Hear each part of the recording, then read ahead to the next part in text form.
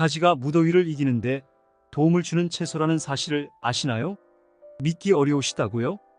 이번에는 가지가 사람이 무더위를 이기는데 도움을 주는 채소라는 것을 말씀드려 보겠습니다. 텃밭 농사를 지어보시면 잘 아실 수 있는 사실인데요. 장마 끝나고 무더위가 시작되었을 때 텃밭에서 유독 잘 자라는 채소가 바로 가지입니다. 보라색 영롱한 가지는 무더위를 잘 이기는 성질로 텃밭을 하는 분들께 재배도 쉽고 수확에 기쁨을 주는 채소인데요. 그것만으로 그치는 게 아니라 사람이 무더위를 이기는데 도움을 주는 효능도 있습니다. 가지의 음식 효능도 살펴보고 잘 먹는 방법과 같이 먹으면 좋은 음식 3가지와 같이 먹을 때 오히려 해가 되는 음식 3가지도 같이 소개해 드리겠습니다. 안녕하세요. 여러분의 생활 속 건강TV입니다.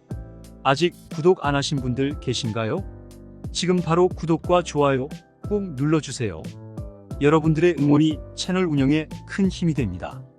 앞으로도 생활 속에서 꼭 놓치지 말아야 할 건강 뉴스와 정보를 말씀드리겠습니다. 가지가 무더위로부터 사람에게 주는 고마운 효능 1. 수분 보충. 가지는 고온의 환경에서 자라면서 체내 충분한 수분을 유지합니다. 무려 95%가 수분으로 이루어져 있는데요. 사람이 섭취하면 수분 보충에 도움이 되고 이는 체내 수분 균형을 유지하고 더위를 이겨내는 데 도움이 됩니다. 2. 항산화 작용. 가지가 무더위에서도 잘 자라는 이유 중 하나는 그 안에 포함된 항산화 물질 덕분입니다. 가지에는 나스닌, 플라보노이드 등 강력한 항산화 성분이 들어있어 섭취 시 체내 활성산소를 제거하고 세포 손상을 예방하는 데 도움이 됩니다. 이는 여름철 강한 자외선으로부터 피부를 보호하는 데에도 도움이 됩니다. 3.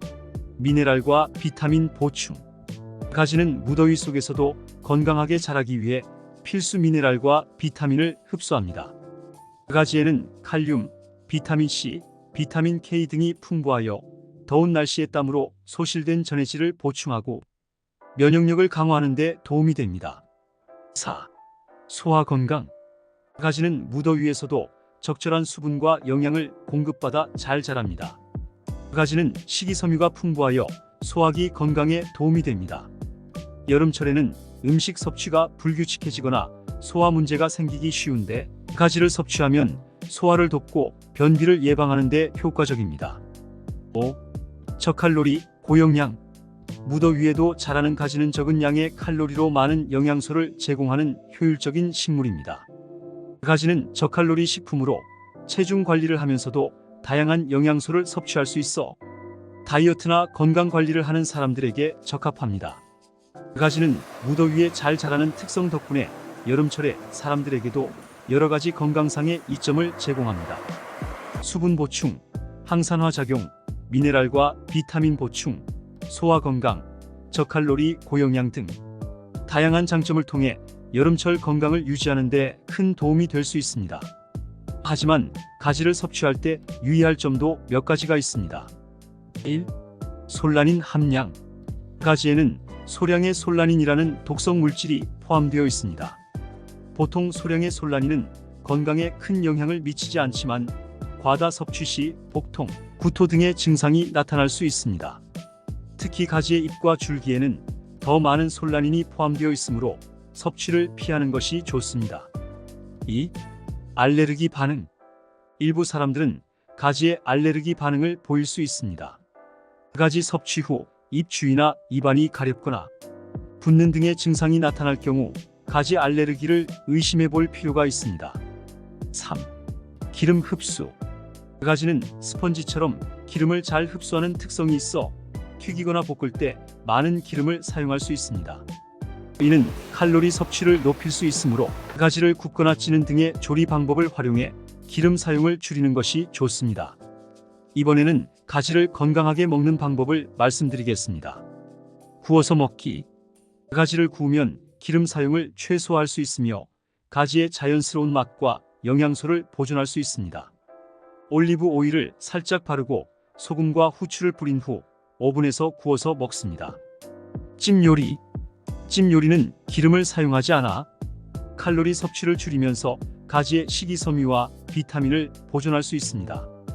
얇게 썬 가지를 찜기에 넣고 간장 소스나 된장 소스와 함께 먹습니다. 샐러드에 추가. 생가지나 살짝 데친 가지를 샐러드에 추가하면 신선한 영양소를 그대로 섭취할 수 있습니다. 신선한 채소와 함께 먹거나 발사믹 비네거와 올리브 오일 드레싱을 뿌려서 섭취합니다. 가지를 건강에 해롭게 먹는 방법. 튀김. 가지는 기름을 잘 흡수하는 특성이 있어 튀기면 기름을 많이 흡수하여 칼로리가 높아지고 과도한 지방 섭취로 이어질 수 있습니다. 튀김 대신 구이, 찜, 볶음 등의 방법으로 조리합니다. 과도한 소금 사용. 가지를 절이거나 요리할 때 소금을 많이 사용하면 나트륨 섭취가 과다해질 수 있습니다. 이는 고혈압 등 건강 문제를 유발할 수 있습니다. 소금 사용을 최소화하고 허브나 레몬 주스 등으로 간을 맞춥니다. 설탕 시럽 조리. 가지를 설탕 시럽에 조리하면 당분 섭취가 증가하여 건강에 해로울 수 있습니다. 단맛이 필요할 때는 꿀이나 천연 감미료를 소량만 사용하는 것이 좋습니다. 이렇게 가지를 먹는 다양한 방법을 알아봤는데요. 혹시 가지를 날 것으로 먹으면 어떻게 될까요? 가지를 생으로 먹는 경험이 없으신 분들도 있을 텐데요. 한번 같이 살펴보겠습니다. 가지를 날 것으로 먹는 것은 일반적으로 안전하지만 몇 가지 주의할 점이 있습니다. 날 것으로 먹으면 조리 과정에서 손실될 수 있는 비타민과 미네랄을 손실 없이 그대로 다 섭취할 수 있습니다. 특히 비타민 C와 같은 열에 민감한 영양소는 날 것으로 섭취할 때 더 많이 보존됩니다. 그리고 생가지는 식이섬유가 풍부하여 소화를 돕고 변비를 예방하는 데 도움이 됩니다. 하지만 날 것으로 먹을 때 단점과 주의사항도 있는데요. 생가지는 쓴맛과 약간의 아린 맛이 있을 수 있습니다. 이는 일부 사람들에게 불쾌감을 줄 수 있습니다. 이를 없애려면 가지를 얇게 썰어 물에 담가 쓴맛을 제거한 후 먹는 것이 좋습니다.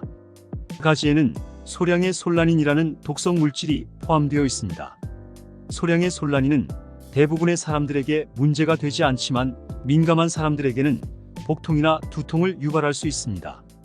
솔라닌은 열에 약하기 때문에 가열하면 대부분 파괴되지만 날 것으로 먹을 경우 섭취량에 주의해야 합니다.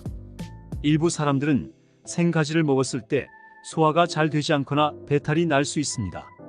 이는 개개인의 소화 능력에 따라 다를 수 있습니다. 가지와 같이 먹으면 건강에 해가 될 수 있는 음식 몇 가지를 알려드리겠습니다. 가지 자체는 건강에 매우 유익한 식품이지만 특정 음식과 함께 섭취할 경우 건강에 부정적인 영향을 미칠 수 있습니다. 1. 우유 및 유제품. 가지와 우유를 함께 섭취하면 소화장애를 유발할 수 있습니다. 가지에 포함된 특정 화합물은 우유의 단백질과 결합하여 소화 불량을 초래할 수 있습니다. 2. 해산물. 가지와 해산물을 함께 먹으면 일부 사람들에게 소화 문제가 발생할 수 있습니다. 특히 가지의 식이섬유와 해산물의 단백질은 소화 과정에서 충돌을 일으킬 수 있습니다. 3. 과도한 양의 기름. 가지는 기름을 잘 흡수하는 특성이 있어 과도한 기름과 함께 조리하면 칼로리가 매우 높아질 수 있습니다. 이는 체중 증가와 관련된 문제를 유발할 수 있습니다. 같이 먹으면 좋은 음식 3가지. 가지를 다른 음식과 함께 먹으면 맛과 영양면에서 큰 이점을 얻을 수 있습니다. 다음은 가지와 같이 먹으면 좋은 음식 3가지입니다. 1. 토마토. 토마토는 가지와 잘 어울리는 맛을 제공하며 비타민 C와 라이코펜 등 항산화 성분이 풍부합니다. 토마토의 산미가 가지의 부드러운 맛을 더욱 돋보이게 합니다. 2. 치즈. 치즈는 가지의 부드러운 식감과 잘 어울리며 단백질과 칼슘을 보충해 줍니다. 치즈의 크리미한 맛이 가지 요리에 깊이를 더합니다. 3. 바질. 바질의 상쾌한 향과 맛은 가지 요리에 신선함을 더해줍니다. 바질은 항산화 성분이 풍부하고 항염 효과가 있어 건강에도 좋습니다. 이 3가지 음식과 가지를 조합하면 건강에도 좋고 맛도 훌륭한 요리를 만들 수 있습니다. 오늘은 가지의 효능도 알아보고 함께 먹으면 좋은 음식 3가지와 피해야 할 음식 3가지도 살펴보았습니다. 이 정보를 참고하셔서 가지를 더욱 건강하고 맛있게 즐기시길 바랍니다. 이 영상이 도움이 되셨다면 좋아요와 구독, 알림 설정 부탁드리고요. 궁금한 점이나 추가로 알고 싶은 내용이 있다면 댓글로 남겨주세요. 그럼 다음 영상에서 또 만나요. 건강하세요.